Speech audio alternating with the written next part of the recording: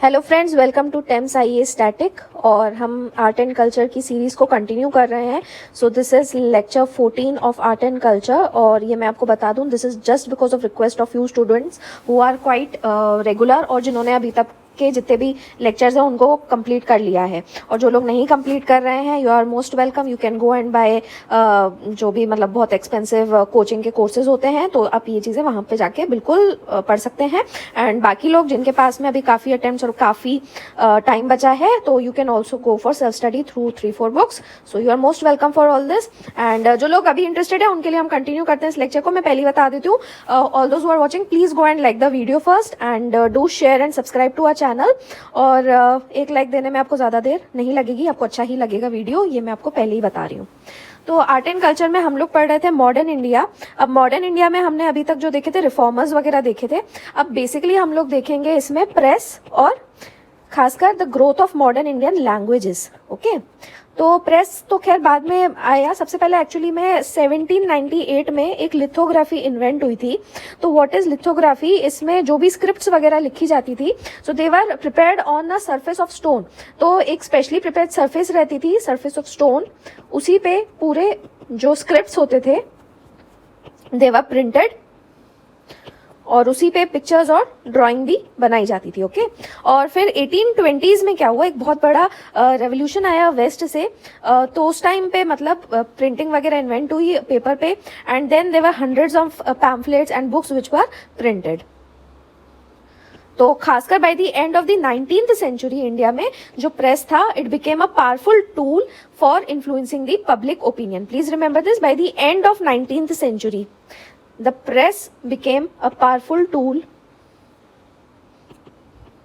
for influencing public opinion. आपने देखा ही होगा, आज भी कई बार आर्टिकल्स आप पढ़ते ही हो, डेली पढ़ते हो, न्यूज़पेपर्स वगैरह पढ़ते हो, तो आपको पता है कि आपके कई बार थॉट्स जो होते हैं वो राइटर के थॉट्स से मैच करने लगते हैं। तो ये इस वजह से काफी इन्फ्लुएंशियल टूल बन गया था। सो अब जो नई न्यूज प्रिंटिंग प्रेसेस खासकर आई, so these were not costly, और इस वजह से इनका जो नंबर था इट ग्रू वेरी फास्ट।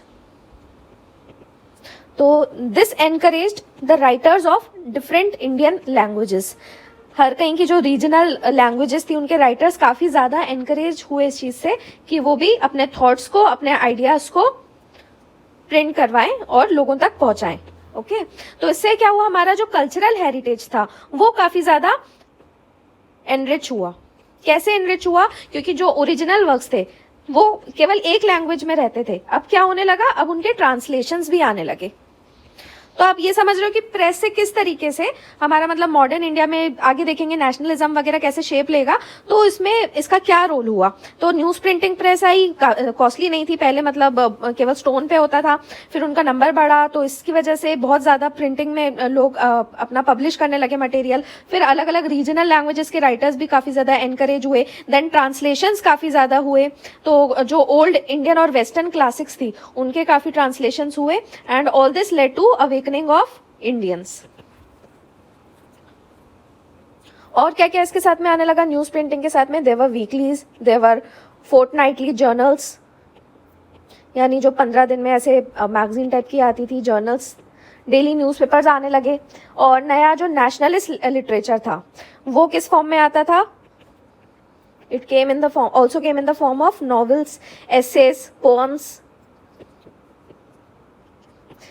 इसमें कुछ इंपॉर्टेंट क्रिएशंस मैं अब आपको बता देती हूँ। तो वन वॉज बंकिम चंद्रास आनंद मठ,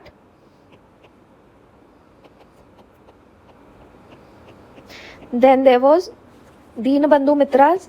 ये मतलब कई बार आपसे यूपीएससी मैच द कॉलम वगैरह में भी पूछ सकता है, एंड ऑल्सो स्टेट पीसीएस में भी डायरेक्ट पूछ लिया जाता है कि किसने लिखी है। तो सॉरी, ये दीन बंधु मित्रा है, लेट मी करेक्ट इट। दीन बंधु मित्रा की नील दर्पण, नील दर्पण।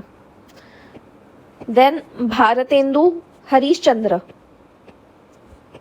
Keep writing this and please don't ask for PDF again and again. मैंने आपको पहले ही कहा है कि हमारा आइडिया यहाँ पे आपको दूसरी किताब देने का बिल्कुल भी नहीं है। वील डिस्कस इट ताकि आपके दिमाग में परमानेंटली घुस जाए। ठीक है, भारतेंदु हरीश चंद्र की थी Bharat Durdasha. Then there Lakshmikant Lakshminath Bezbaruah's works in Assamese.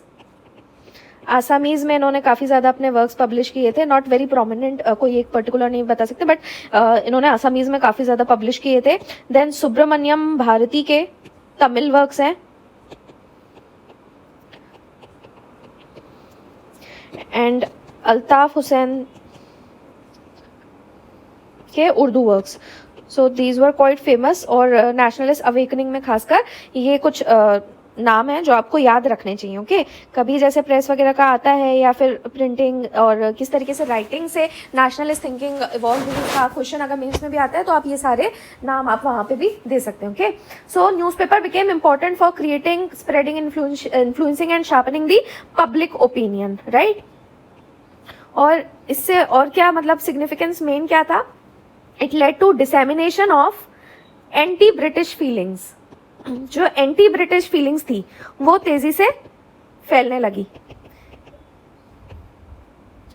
और इसमें करते क्या थे, कैसे एंटी ब्रिटिश फीलिंग्स फैलती थी? अभी भी आप देखो किसी पार्टी के अगेंस्ट हो सकता है, कभी आप बायस हो जाते हो, कभी मतलब जो आर्टिकल्स आते हैं न्यूज़पेपर में कई बार मतलब वो बायस टाइप के होते हैं, है ना।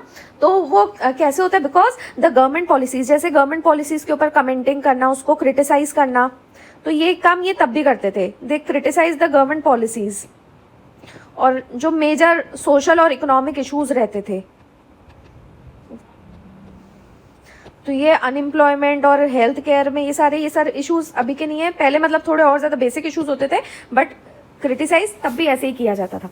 सो this led to pan India consciousness, और साथ में पॉलिटिकल एजुकेशन भी काफी ज्यादा स्प्रेड हुई। Keep writing the notes, keep jotting them down. कुछ मैं आपको इंपॉर्टेंट न्यूज़पेपर्स भी अब बता देती हूँ। सो बंगाल में आता था एक English newspaper, the Hindu Patriot. This is double O, okay, please see this, the Hindu Patriot English में, and also there was the Amrita Bazar Patrika, ये भी इंग्लिश में ही छपती थी। देन बॉम्बे से आता था महारता, or at some places it's Maharata also written, okay, and Kesari. So Maharata was in English and Kesari was in Marathi. कुछ एग्जाम्पल्स आप भी दे सकते हो जो आपको पता हो, ओके। और देन मद्रास में आपका favourite the Hindu in English, and there was also Swadesh Mitran in Tamil. Then in Punjab there was the Tribune in English. Then there were two Urdu newspapers. One was Kohinoor and Akhbar Aam. ये अखबार नहीं है, ठीक है, अखबार आम, ये उर्दू में। फाइन, तो ये था पूरा प्रेस और इसका न्यूज़ प्रिंटिंग का हमने देखा।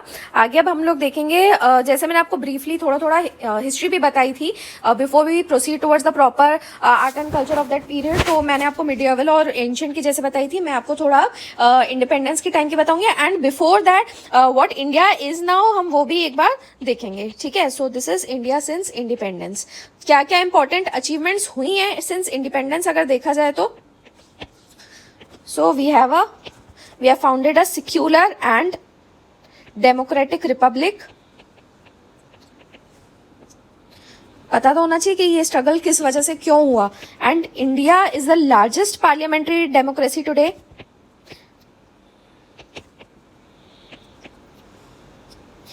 अदर इंपॉर्टेंट अचीवमेंट वाज, हमने बहुत इंपॉर्टेंट ये चीज करी थी, that was the integration of the princely states. करीब 565 प्रिंसली स्टेट्स थी, so the integration of erstwhile princely states into a union, एक यूनियन में ले आए। और अभी भी ये रीऑर्गेनाइजेशन हो ही रहा है, आप देखते हो आए दिन नए स्टेट्स या विद इन स्टेट्स, आपके स्टेट्स में डिस्ट्रिक्ट्स वगैरह कुछ ना कुछ रीऑर्गेनाइजेशन होता रहता है, and new states and UTs are also formed as per the needs, economic और एडमिनिस्ट्रेटिव किसी भी वजह से। देन हमने इकोनॉमिक प्लानिंग इंट्रोड्यूस करी थी after 1947। So this was for our economic growth as well as social justice. और खासकर हमारे जो डेवलपमेंट्स हुए हैं वो किस सेक्टर में हुए हैं देखा जाए तो agriculture and the agro based industries. Just after independence हमने इन्हीं चीजों के ऊपर फोकस भी किया था। Also we have seen a lot of progress in science tech, जिसमें हम बीच में पिछड़ गए थे। And because of all this today we are heard with respect in the international meetings, और खासकर हमारी जो विद इन मतलब कंट्री की पॉलिटिकल और इकोनॉमिक स्टेबिलिटी है, तो उस वजह से हमारा डिप्लोमेटिक स्टेचर काफ़ी ज़्यादा अच्छा है, काफ़ी स्ट्रांग है। And as you all must be knowing कि India is also in the run for a permanent member at UNSC।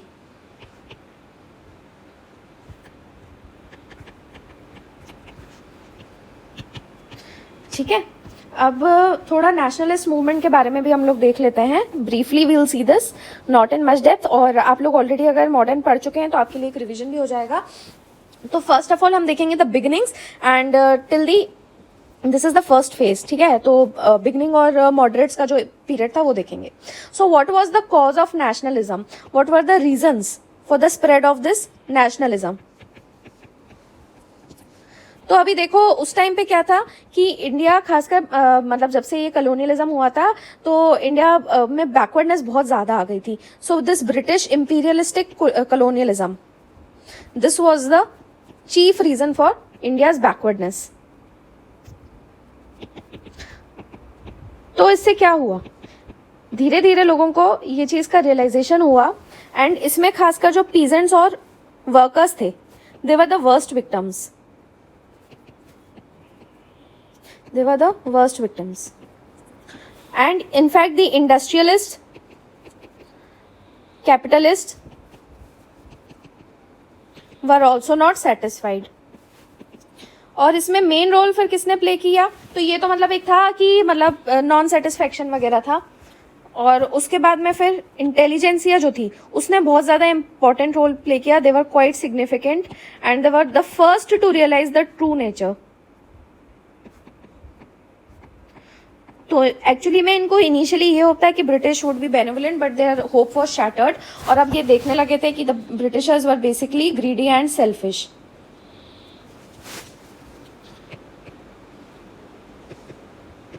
और इस वजह से क्या हुआ कि by the 19th century all had this common enemy, that is Britishers.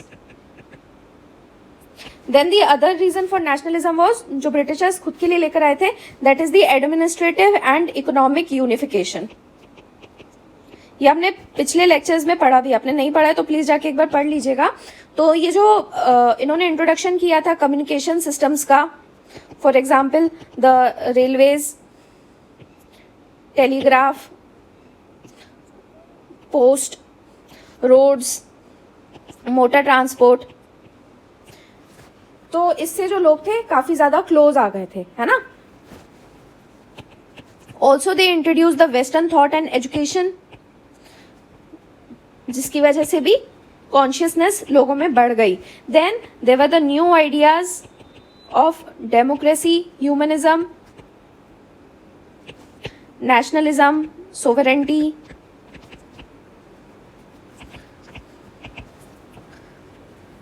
Then मैंने जो अभी आपको बताया कि press and literature, it played very important role.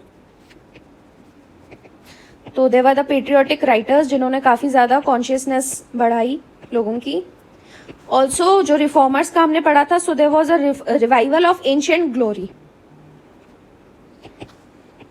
तो इसमें ना केवल एजुकेटेड इंडियंस थे बट साथ में there were also some enlightened Europeans, उन्होंने भी रिवाइवल करवाया। Then there was intensification of anti British feeling. ये क्यों हुआ था, एंटी ब्रिटिश फीलिंग आ गई थी लोगों में, और इसका मेन रीजन था the racial arrogance and discrimination. बहुत ज्यादा जो उन लोग का भेदभाव वाली पॉलिसी रहती थी और अपना एरोगेंस जो दिखाते थे ये। ऑल्सो ब्रिटिशर्स का भी जैसे एजिटेशन था against the Ilbert bill. Then इसी में हम देखेंगे कि लॉर्ड लिटन के एंटी इंडियन मेजर्स थे। तो ये मैं अभी आपको ब्रीफली एक आइडिया दे रही हूँ आपके रिवीजन पर्पस के लिए, और आप इसको अगर नहीं पढ़ा है तो डेप्थ में और पढ़ सकते हैं, ठीक है। And then there was holding of British kings, जो ब्रिटेन के किंग थे उन दरबार उन्होंने होल्ड किया था जब इंडिया में फेमाइन आया हुआ था। So holding the durbar while Indians were dying due to famine. तो all these were the reasons जिसकी वजह से नेशनलिस्ट फीलिंग डेवलप हुई, और all this took form of the nationalist movement with the starting of Indian National Congress which was started by A O. Hume in 1885। तो जो फिर national हमारी मूवमेंट की हिस्ट्री है, it is quite similar and it is read alongside the history of Indian National Congress. अब देखो starting के 20 years अगर हम देखें, so there was no major achievement, लेकिन एक चीज जो हुई थी वो ये हुआ था कि पॉलिटिकल अवेयरनेस लोगों में बहुत फैल गई थी इन्हीं रीजंस की वजह से। ये जो राइटिंग्स वगैरह और जो रिफॉर्मर्स थे और जो ब्रिटिशर्स की ऐसी पॉलिसीज थी मतलब एंटी इंडियन वाली, इसकी वजह से पॉलिटिकल अवेयरनेस बहुत ज्यादा बढ़ गई थी, जिसकी वजह से लोगों में यूनिटी आ गई थी। So this was the main result of the era of moderates.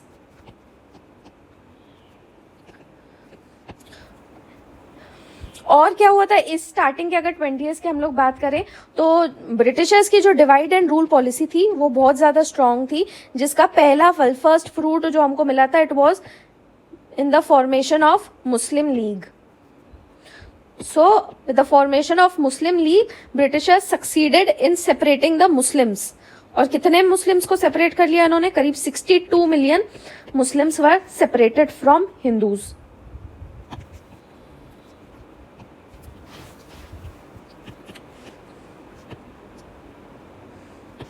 Therefore, the communalism arose. Apart from this, what else came? Actually में जब वर्ल्ड वॉर वन उसकी शुरुआत हुई वर्ल्ड वॉर वन की, तो मॉडरेट्स को ये विश्वास था कि if the Congress it supported British in the first world war, तो उनको फ्रीडम मिल जाएगा, है ना। So the Britishers would be obliged to grant freedom, लेकिन ऐसा हुआ नहीं हुआ। तो इनको फिर बाद में ये चीज रियलाइज हुई कि एक्चुअली में वॉर तो लड़ा ही इसलिए जा रहा था ताकि जो भी इंपीरियलिस्ट कंट्रीज हैं वो अपनी अपनी कॉलोनीज को रिटेन कर सकें। The war was fought actually to retain the colonies. और इसी के रिजल्ट में 2 होम रूल लीग्स आई। So there was the home rule movement in 1915-16। तो एक थी by Tilak, this was formed at Pune और पूरे महाराष्ट्र में काफी ज्यादा फैली थी। And the other was by Annie Besant. Annie Besant का हमने पहले पढ़ा भी है ना। एंड ये मद्रास और बाकी के इंडिया में इन्होंने ये लीग बनाई थी। होम रूल लीग का मेन एम क्या था? द एम वॉज स्वराज और सेल्फ गवर्नमेंट। और इन्होंने कोई भी वायलेंट या रेवोल्यूशनरी मेजर्स नहीं लिए थे। नो वायलेंट, इसलिए मॉडरेट थे, राइट, और रेवोल्यूशनरी मेजर्स। सो क्या होम रूल लीग बिल्कुल कांग्रेस से अलग थी? नहीं। In fact the home rule leagues were the auxiliary units, और basically auxiliary units of Congress.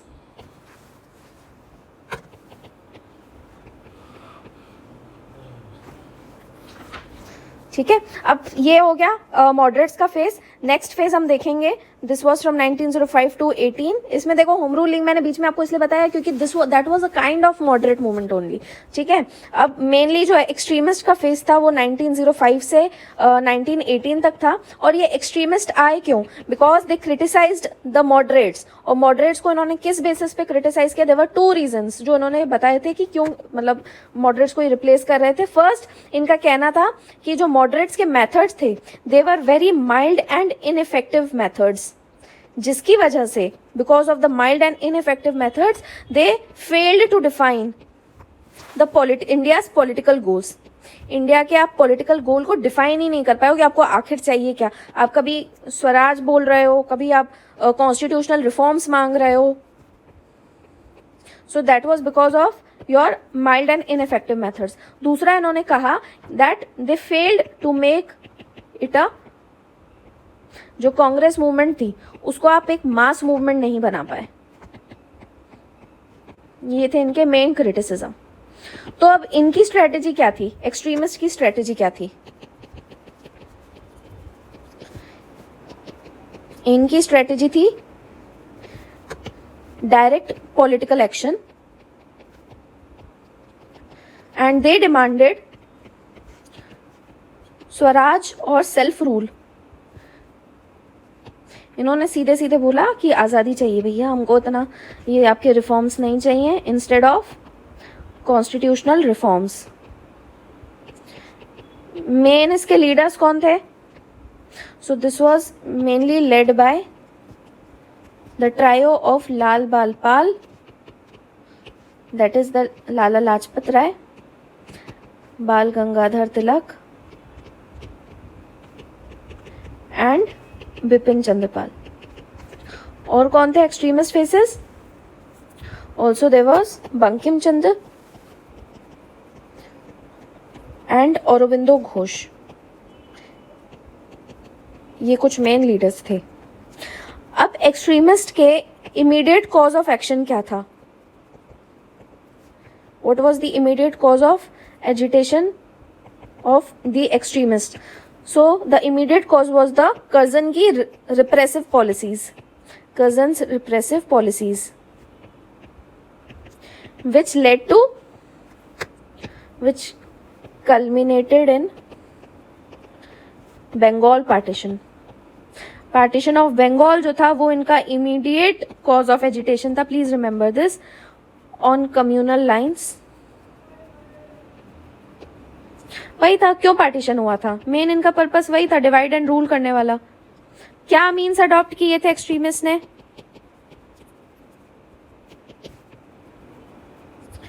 They boycotted the foreign goods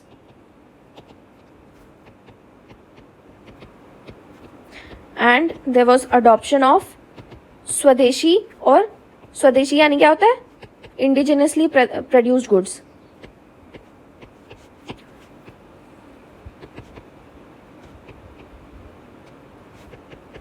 तो स्वदेशी गुड्स का अडॉप्शन किया, फॉरेन गुड्स को बॉयकॉट किया, और इसके अलावा they call for Swaraj.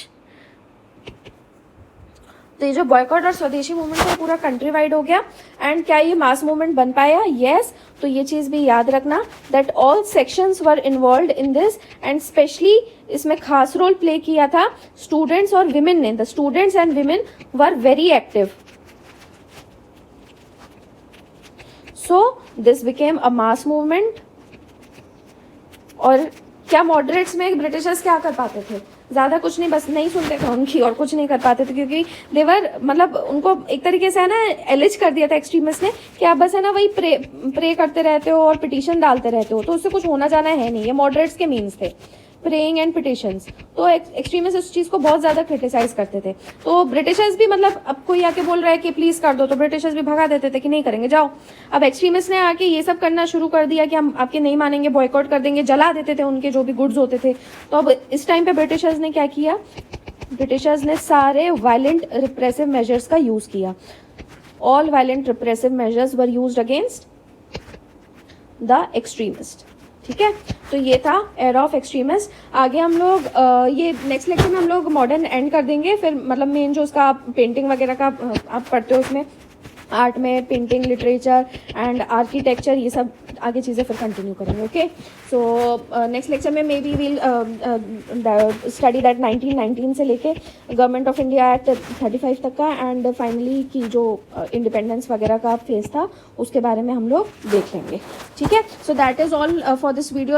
I hope आपको अच्छा लगा होगा, तो प्लीज़ लाइक कर दीजिएगा एंड